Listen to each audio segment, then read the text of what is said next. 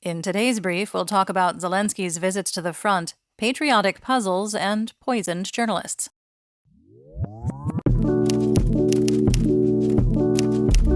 I'm Linnea, and today is Thursday, August 16th, 2023. You're listening to the Ukraine War Brief podcast, where we bring you up to speed on the war in Ukraine in about 20 minutes or less. Let's get started with the news in Ukraine from the front.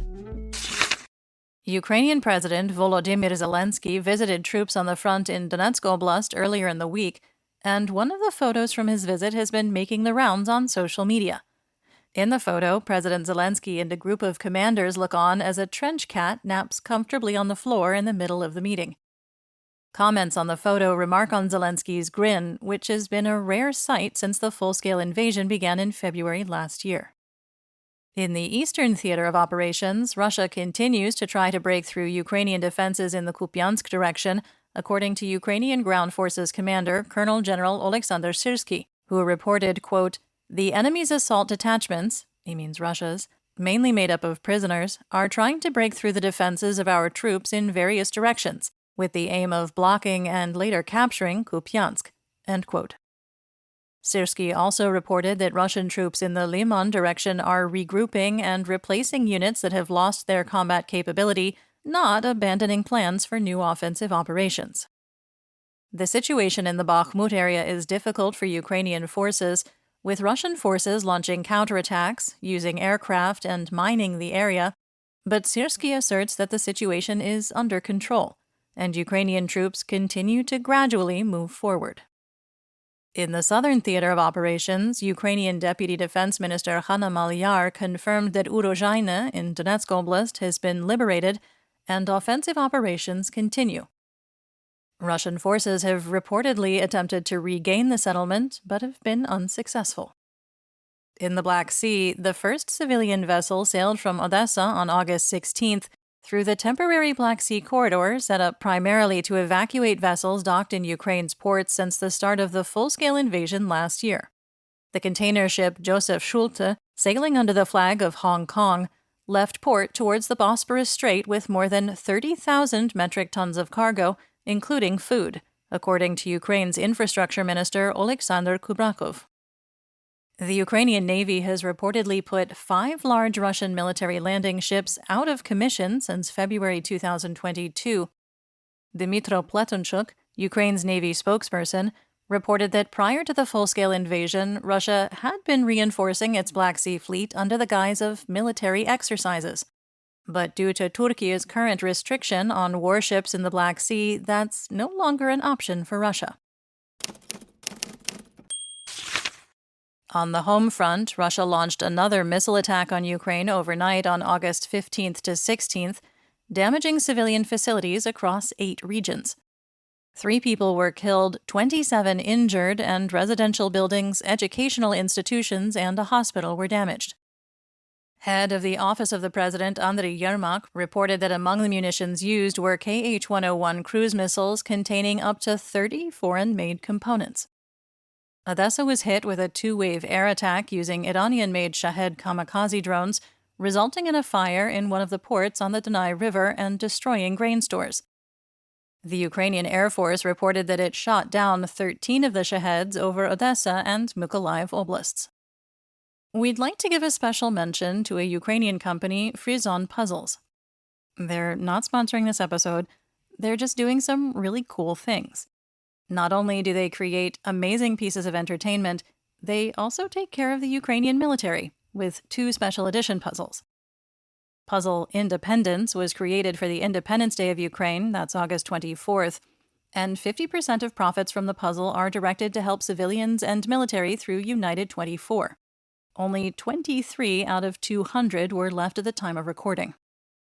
Puzzle Super Goose was created in collaboration with a famous Ukrainian brand, Goose, and 50% of the profits from that are directed to the Center for Prosthetics Superhuman. Only 83 of those special edition puzzles were left at the time of recording. Frizon ships worldwide, and you can find the links to purchase in the description. Speaking of puzzling, let's talk about the Russian Federation and effectively occupied Belarus. The Institute for the Study of War, or ISW, reported that insider sources are casting doubt on the Russian Ministry of Defense, or MOD's, claim that private military company, or PMC Wagner Group commanders, are being transferred to the Reddit PMC, which is closely affiliated with the Russian MOD and has been heavily criticized by Wagner in the past. Apparently, these insider sources are going so far as to call it, quote, a dream of the MOD. The ISW noted that Wagner's insiders' dismissive response to the rumors indicates a continued interest in undermining the MOD.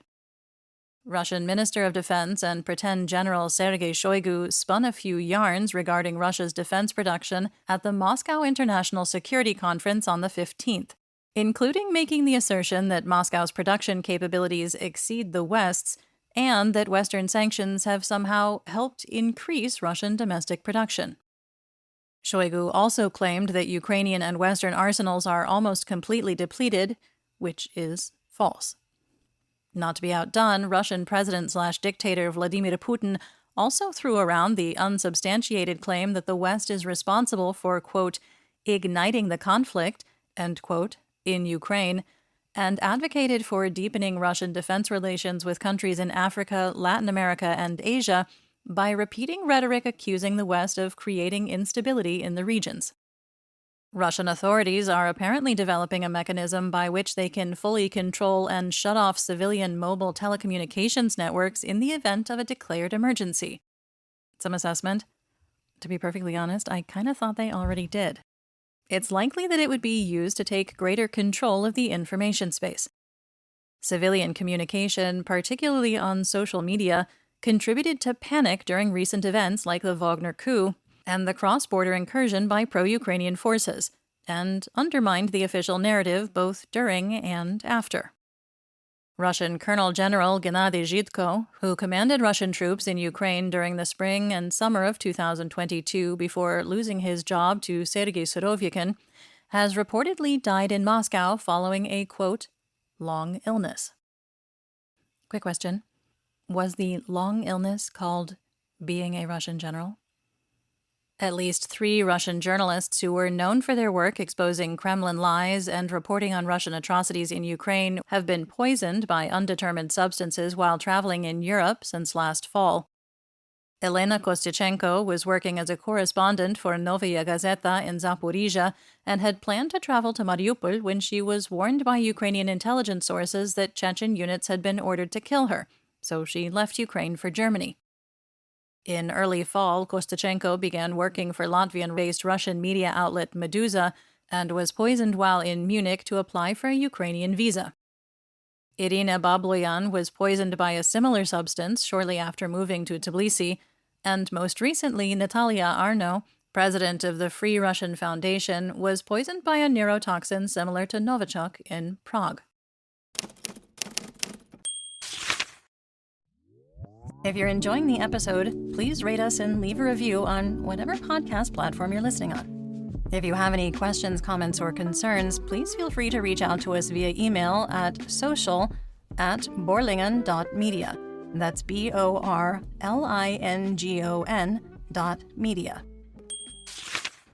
Moving on to European news, the Czech Republic has frozen nearly 350 million euros in sanctioned Russian assets, and Czech law enforcement agencies are reportedly actively monitoring sanctioned Russians. Latvia could begin Ukrainian grain exports this fall, according to the chairman of the board for Latvian Railways, Rinalds Plavnieks. He commented that he'd previously had doubts, but logistics and shipment technology capabilities have developed to such an extent that the transportation process could become much more efficient.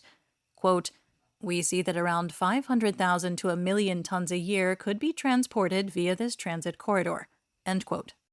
Lithuania will be closing 2 out of 6 border crossings with Belarus as of August 18th, due in large part to the presence of PMC Wagner mercenaries in Belarus. The Baltic states and Poland will be discussing a total closure of their borders with Belarus at upcoming talks in Warsaw. Let's talk about the news worldwide. United States State Department official Vedant Patel said on August 15th that, quote, Our concerns persist as North Korea continues its assistance to Russia's invasive war against Ukraine, end quote. Noting that military cooperation between Russia and North Korea would violate UN resolutions aimed at restricting North Korea's nuclear program. The U.S. announced on August 16th that it has imposed sanctions on 3 companies from Kazakhstan, Russia, and Slovakia that facilitate the arms trade between Russia and North Korea.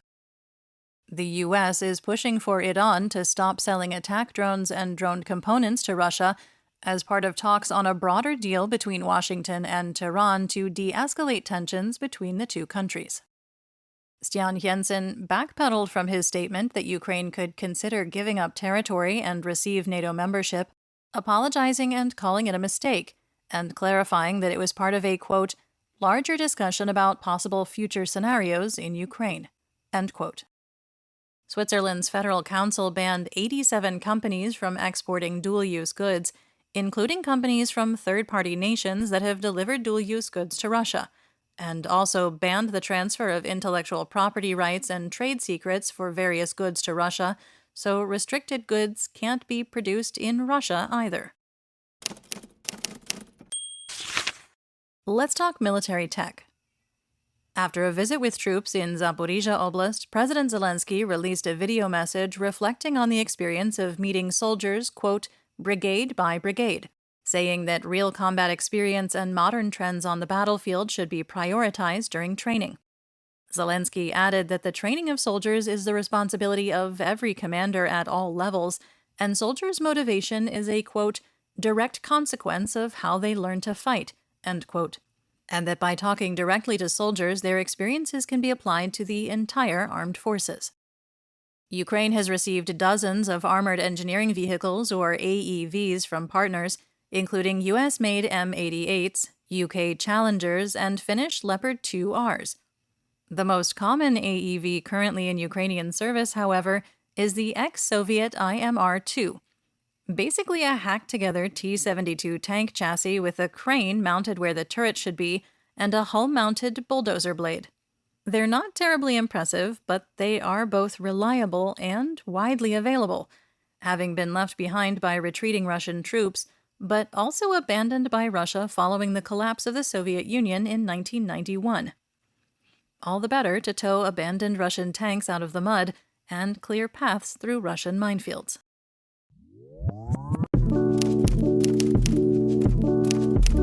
That's the brief for today. Remember to check your sources and don't fall for propaganda. Join us on YouTube and TikTok for more Ukraine content and live news reports, and please consider supporting our work on Substack. You'll find the links in the description. We'll be back tomorrow with more updates. Until then, stay safe, everyone. Do pobачення.